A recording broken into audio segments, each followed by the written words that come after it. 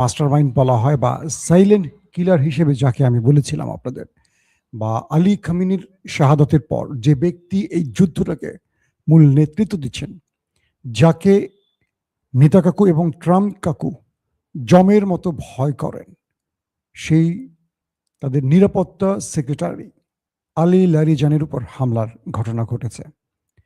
ইসরায়েলের পক্ষ থেকে দাবি করা হয়েছে তারা আলী লারিজানি এবং তাদের স্পেশাল ফোর্সের উপর অ্যাটাক করেছে এবং তারা মারা গেছেন। তবে ইরান এই বিষয়ে এখনো কোনো তথ্য জানায়নি। এই ভিডিওটি যখন করছি তখন পর্যন্ত এটা নিয়ে থাকবে আলোচনা। পাশাপাশি ডোনাল্ড ট্রাম্পের বার্তা নিয়ে কি তবে জর্দান মধ্যপ্রাচ্য সফর করছেন? এই যুদ্ধে ইরানের বিরুদ্ধে কি মধ্যপ্রাচ্য নেমে যাচ্ছে যখন ইউরোপ মুখ ফিরিয়ে নিয়েছে? 3 নম্বর গুরুত্বপূর্ণ খবর, ইরান বড় আকারে নেতা কাকুর বাড়িতে হামলা শুরু করেছে। 4 নম্বর খবর, নেতা কাকুর আরেকটি ভিডিও ভাইরাল হয়েছে। এই ভিডিও দিয়ে তিনি প্রমাণ করতে চেয়েছেন তিনি বেঁচে আছেন। সেই ভিডিও নিয়েও নানান গুজব বা আলোচনা বা সমালোচনা সৃষ্টি হয়েছে, সে বিষয়ে কথা বলবো। আরও থাকবে ডিটেল আলোচনা অনেকগুলো বিষয়ের। প্রথম আসছি আলী লারিজানের কথা।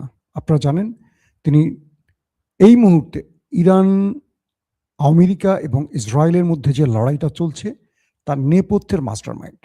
তিনি ছিলেন আয়াতুল্লাহ আলী খামেনির ডান হাত এবং যুদ্ধ কৌশলে তিনি বড় বড় দুটো দেশকে পরাজিত করে এখন পর্যন্ত ইরানকে শ্রেষ্ঠত্বের আসনে রেখেছেন। ডোনাল্ড ট্রাম্পের মতো ব্যক্তিও বলেছেন তিনি খুব ডেঞ্জার ম্যান।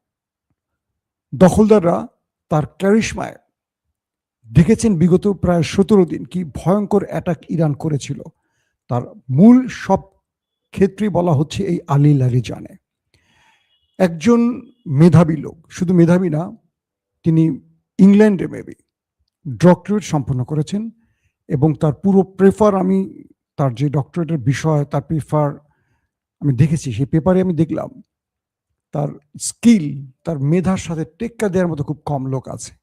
অসম্ভব অসম্ভব অসম্ভব মেধাবী একজন লোক এই আলী লারিজানে, যাকে পশ্চিমা দুনিয়া ইতিমধ্যে ভয় পেতে শুরু করেছে। তার উপর ইসরায়েলের কিছু গণমাধ্যম কভার স্টোরিও করেছে।